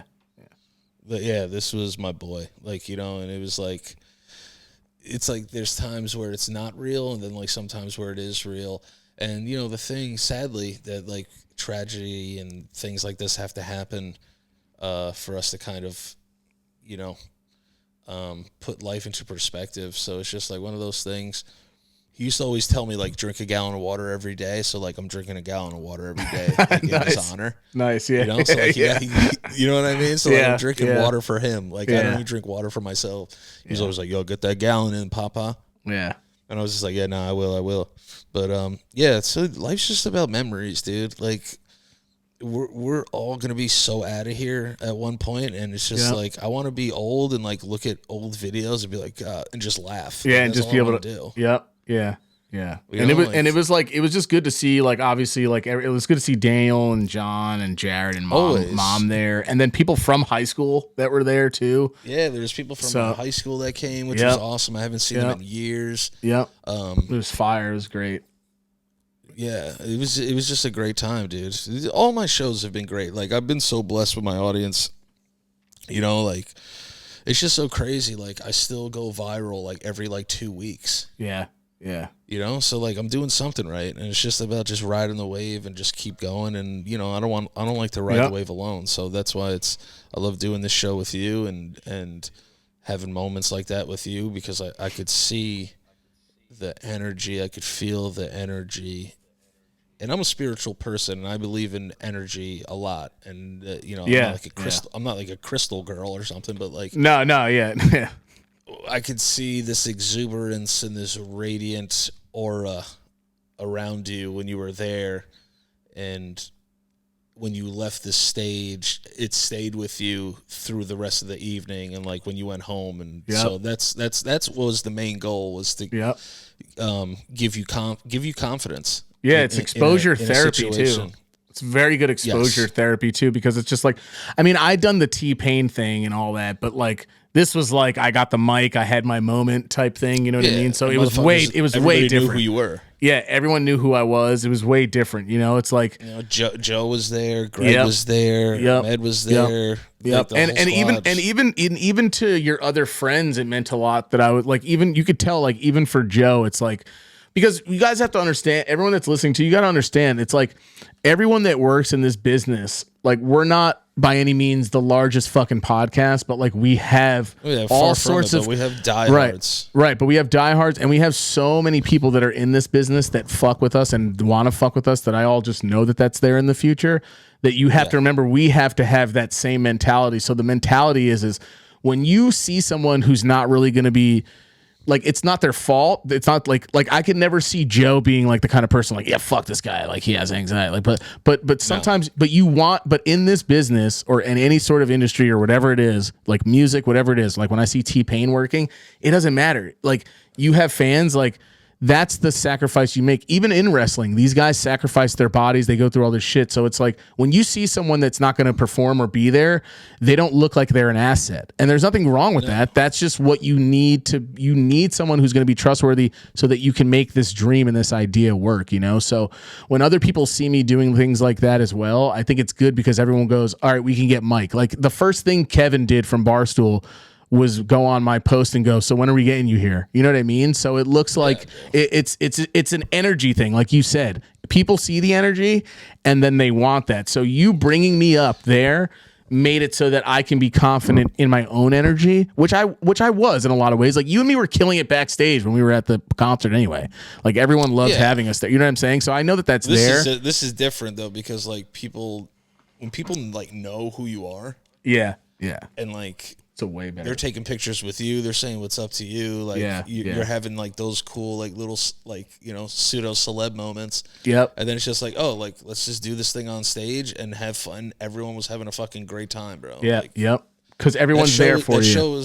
That show from beginning to end was just nonstop fun. Like, everybody was having a good time. Yeah, it was awesome. It was fucking awesome.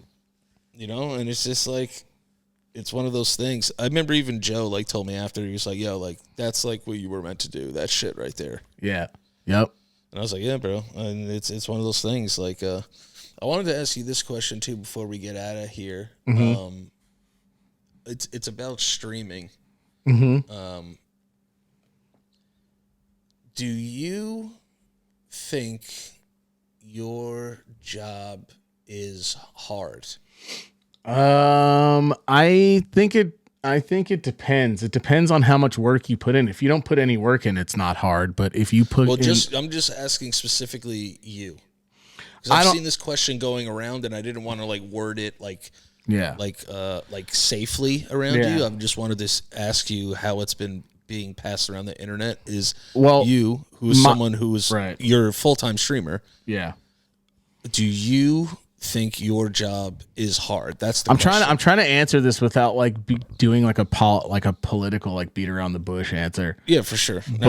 But I think it really just depends. Like, like I'm not going to sit here and say streaming's harder than the guy who goes up and lays down bricks every day, like his whole life, and puts his body through like this arduous, like fucking, crazy fucking, conditions all the time in the sun and the weather. You know what I mean? Like I wouldn't like when you compare jobs to jobs and you talk about what's hard, is that putting money in your pocket though? I think the whole point is like, we want to make money, right? So that's all there is to it. But to answer your question and not to beat around the bush like it anymore like that, I would say this. I think that a lot of people cannot do what I do. A lot of people can't entertain people for not let alone 6 hours straight, 12 hours, which is dude, my set's an hour and I go home.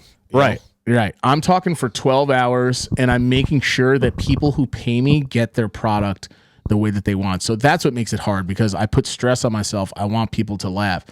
Now, setting up a computer and doing all that, I mean, and just sitting there and playing games, if you have someone that just sits there and just goes, yeah, what's up, or doesn't even talk to his chat or multitask, then no, it's not a hard job at all. And you know me, dude, I had 2 jobs. I did the counseling with you, and then I worked at the pool right after. So I've done maintenance and I've done all that, and I know what it's like to be physical. I love I love labor. I love that kind of like physical labor. I hate it. I've always loved it. For some reason, it's because, you know what it is, bro? It's my OCD and it's like my ADHD. Like I like cleaning shit up and I like getting stuff done and I like wrapping up trash cans and throwing them out or fixing something. Like I like puzzles too. Like if I have to fix something for somebody, I'll try to do that stuff. Climbing ladders, all that shit, because I was always jumping off shit. I think that transfers also into like the type of games you play too. Well, that's the thing. Like I play fun. My job will never be hard for me because I love it. That's what I'm saying. And I know people don't games. Right. And I know people don't want to call it the job. That's fine. I don't even get mad at people that say that. But at the same time, it is a job, and I probably get paid more than you to do it. Yeah. You're self-employed. Right. Because another thing, when people go into like OnlyFans, like, is it really a job if they're just like showing their fucking puss lips all day? Like, I don't know, man. You could show your butthole and see how much money you get. I don't, you know what I mean? Like, I'm not saying that I'm not saying it should be like the job you should be the proudest of, but my job, I don't give a fuck. I'm proud that I do it. But I would say, compared to like, okay, if we're talking physical and mental stuff, dude, sometimes if you're at my level, it definitely does. And I think people that say that, they've never streamed in their life more than a year or so, or they don't care about it, or they've never been successful at it. Because once you find success, more money, more problems. So like, tell me about it. It becomes harder. Like you make connections. Like it was harder for me to do a lot of things. And I'm not sitting here trying to say, oh, everybody suck my dick. My job's the hardest. I know it's not the physically hardest. I know it's not the mentally hardest. There are people out there who get paid to go to fucking war. You know what I mean? So like, but what I say is my job hard. I mean, I don't know, man. I know here. I'll say this. I know a lot of people can't do what I do, but I also know that it's not hard to me. I think that's the answer. Yeah. I mean, a lot of people really can't do what I do. You can't stare at 3 screens, make graphics pop up at the same time, use your foot as a pedal to make things show up and to entertain people. And yeah, there's a certain artistry that goes into it, especially if you care about like your audience. Right. And sometimes I get self-conscious about my own stuff because I've been doing this for 6 years. I have to make them. If I slow down at all, I'm not giving the product that they're paying for. And there's a reason I make the money that I make, because I go hard and I pay attention to everybody in my channel. I make everyone feel like they're included because that's my job. That's what I have to do. And it is stressful. I don't think it's the hardest job in the world by any means, but to sit there and say it's easy, and I have that been said by my friends before. And I said, and ironically enough, they were the same friends who tried streaming and then gave up after 6 months, but that's because they couldn't hack it. And yeah, dude, listen, man, I did one 12-hour stream in my life. I think I slept for 4 months. Right. And by the way, I want everyone to know, before everyone goes, well, you know, T-Pain and all this stuff, and you did Vine. Danny knows I had 5 people watching me when I first started.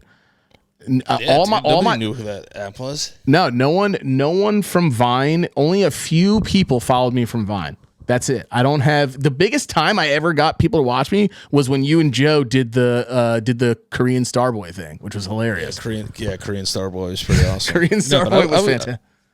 I would say your job is not easy. I mean, you've done it. Yeah. What's your opinion? You've tried it. Yeah, it's not easy. It's very annoying, actually. Yeah, it is. It's not fun. And the thing is, like, it's not that it's not fun.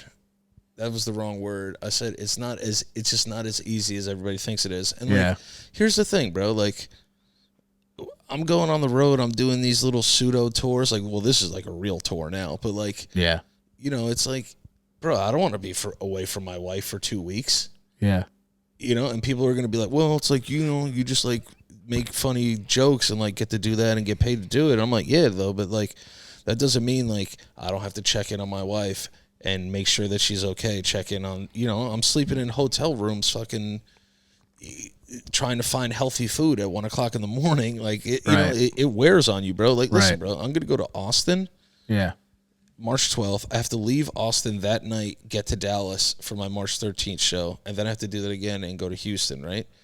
So, like, that's like 6 airplanes. Yeah. You know, like, that's going to weigh on you. You know what I mean? And I'm already, like, a naturally anxious person. Yeah. So, you know, it's one of those things, but I just look at it as a challenge. Like, it's like, what's next? Right. Honestly, bro, like, I'm a dog. Yeah. You know what I mean? Like, I don't care. I'm like, oh, you want to book 10 shows in 10 nights? I'll do it. Well, you had to work to get that. But the thing about streaming is it's a muscle. Like, you have to work with it. And that's what you had to do to become that mentality, though. Like, you didn't have a blast your first few. You did, but you didn't have a blast like all the way through. You were having fucking panic attacks almost. Like, you had to get used to that. But now you've done it a million times. You went to fucking Europe and got it done. You know what I mean? Yeah, bro. Yeah. So performed in fucking like 4 countries. Right. And I don't want anyone to feel like I would never. Here's another thing. I wouldn't go to you while you're laying your bricks or whatever it is. I wouldn't go to you while you're sitting at your desk in a cubicle covering files or doing people's taxes and numbers and tell you that, like, if it's everything's meaningful. Like, someone gave me, like, here's I'm going to be honest with you guys. All right. Like, I don't like, you know, I like, you know, I'm balding and shit. Like, I'm not like fucking, I know I'm hot and I feel hot, but like, I'm not fucking Brad Pitt. You know what I'm saying? Like, I don't get paid because people are like, damn, look at that fucking hot bod. Like, I go in there and I get messages like, yo, here's $2,000, right? Once in a while. This isn't all the time, but I got that recently, and I messaged the person personally because I was like, yo, even to me, I'm like, that's a shit ton of money, but I'd like to know why sometimes. And they were like, and I'm not gonna say their name, but me and my husband broke up, and like we're fighting for our kid and shit, and like he didn't really do anything like with his life and blah blah blah, and I'm trying to do this or whatever. And you know, I just said, they were like, you and your brother, like, I found the stream. She's like, but you have helped me get over shit when I really just like didn't want to be here, dude. Like, I don't know if you understand that or not, but like, yeah, dude. She kind of let me, it is impact on people. Right. And she kind of let me know, and I don't talk about this shit because I don't need to. Like, it's my own trophy when I get these messages. I don't need to post them all the time, but to hear someone go, you're worth this amount to me, and I wish I could give you more.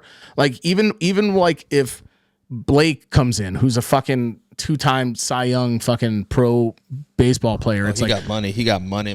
Which is cool, but it's like, why do you? And then it's like, and he even told me, he goes, bro, I'm just showing love to people that I think fucking deserve it. Who, like, basically, like, you see someone putting in the effort to make the world better. Like, I'm not discussing whether or not my job is hard or not with you. I'm discussing whether or not my job has meaning or not. That's what I'm looking at. So for me, my job has meaning, and I don't give a fuck if someone thinks it's hard or not, because I saw people saying, you know, oh, stand up, how hard is that? I saw people saying, sitting down at your desk and playing video games, how hard is that? And it's like, you've never watched my show, and it shows. Like, you've never seen the effort that I put into it. But I agree. Some people do sit there and don't do shit, and I don't think that deserves money, to be honest, either. So let me tell you something. There's a quote by Frank Sinatra, and I live by it. The only thing you owe people is a good performance. Yep. That's it. Yep. And no matter what it is. I put my heart and soul into when I perform, whenever it is and wherever it is. Like, I've never phoned in a show in my life. Bro, I performed in Ireland with a 101 fever. And people don't know that. I had a 101 fever that night in a different country. Right. I caught COVID over there. Yeah. I didn't know I had COVID at the time. Right. The night after. Yeah, afterwards. But you felt like shit probably. The whole show. And I fucking just, I said, these people are here. I'm going to knock this thing out of the park for them. And they had such a fantastic time. That's the only thing I owe anybody. When it comes to like entertainment, is just a solid performance and a good performance, because make it worth the price of admission. You know how many people have come to see me 3 times already? Like, that's crazy to me, dude. I just started doing this. Yeah. Yep.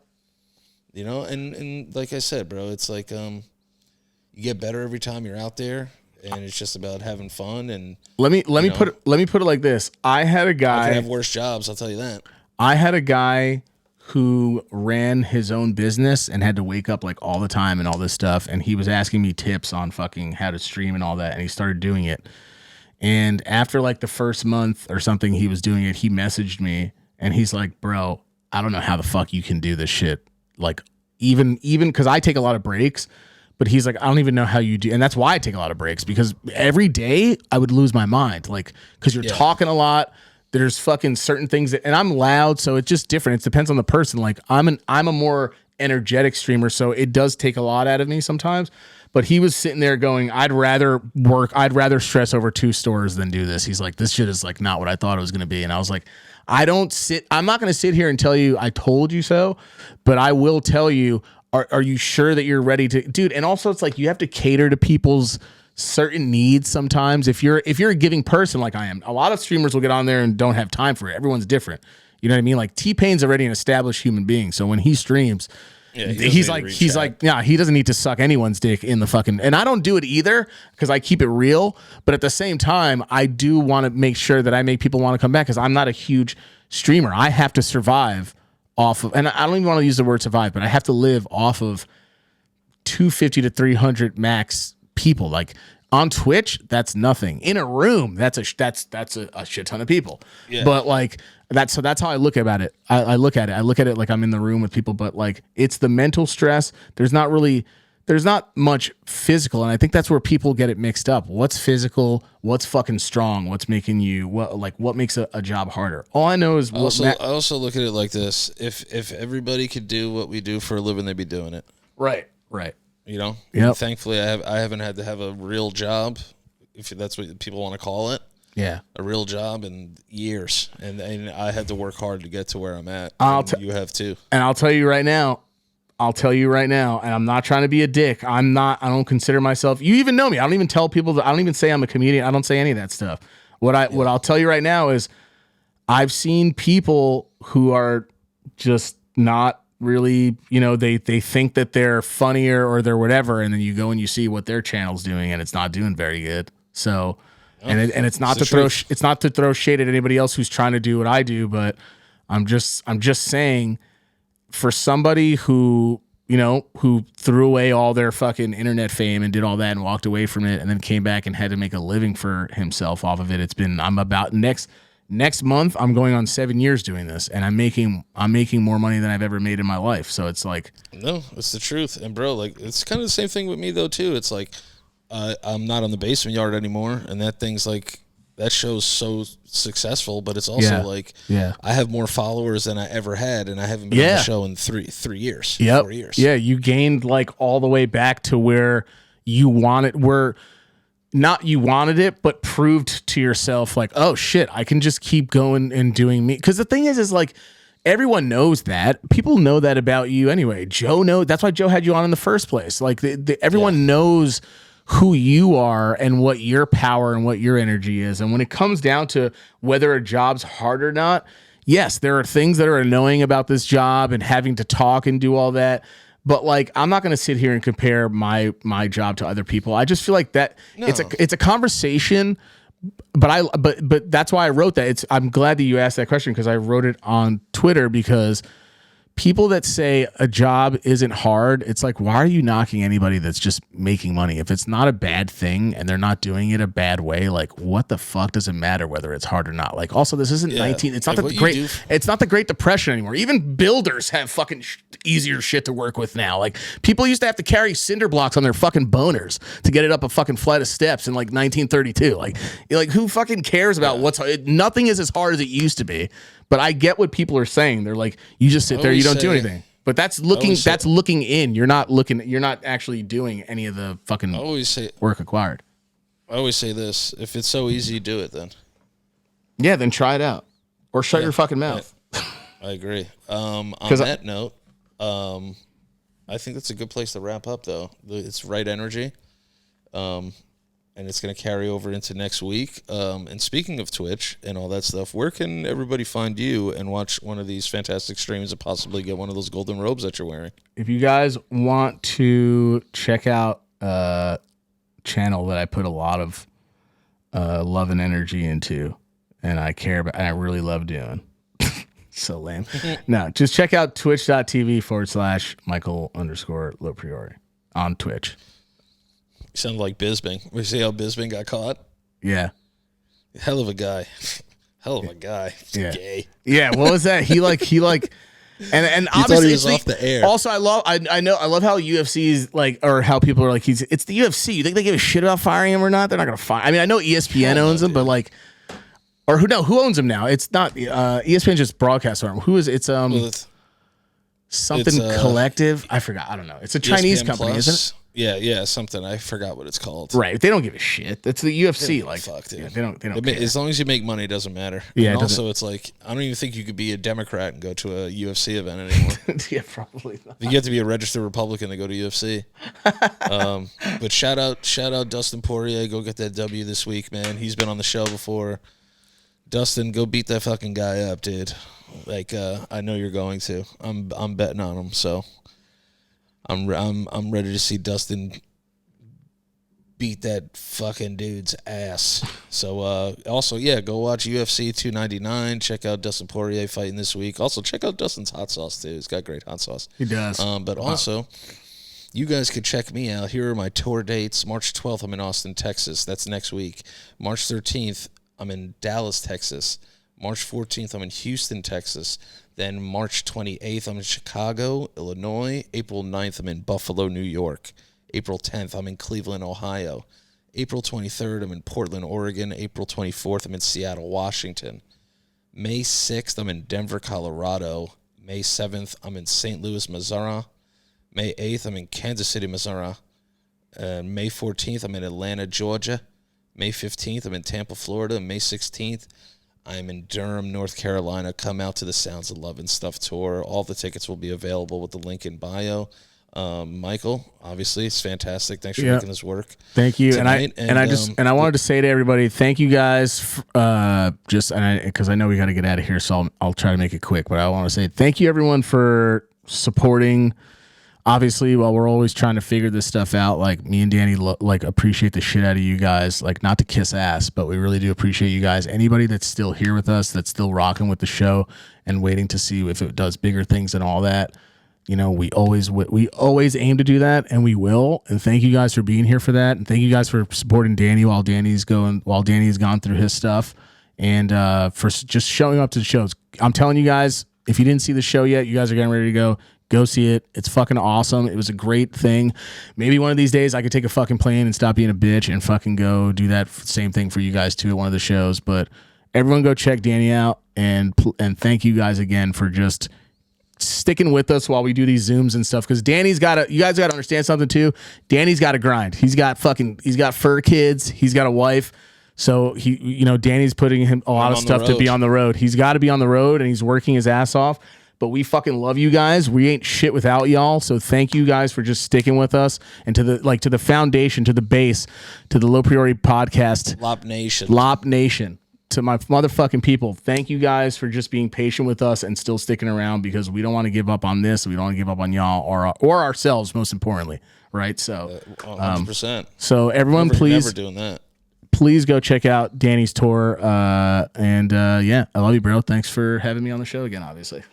Love you too. And we'll be back next week with another great episode of LoPriore podcast. And, take care of yourself, your mental health, your financial health, and your physical health. And we will be back next week. I love you all the same amount because you're all my babies. And we'll see you next week. Deuces. Peace.